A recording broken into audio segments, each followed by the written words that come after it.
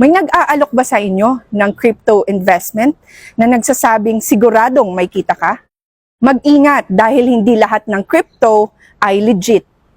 Alamin natin kung paano ginagawa ang crypto investment scam. Tara, pag-usapan natin yan. Crypto investment scam.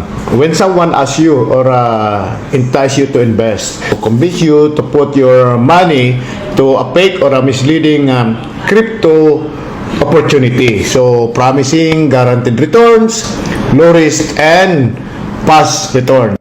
Sa umpisa at mga ilang beses, may mga magagandang return para patuloy ang pag-invest mo at para makapaghikayat ka pa ng iba.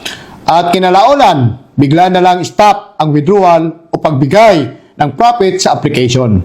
Wala na ang lahat na investment mo. Hindi mo na makikita o mamonitor sa online platform at hindi mo na rin sila makontak.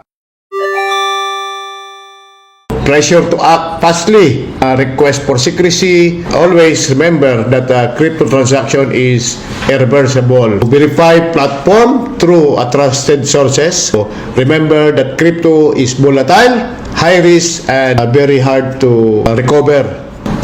Laging tandaan, maging mapanuri at huwag magpaloko.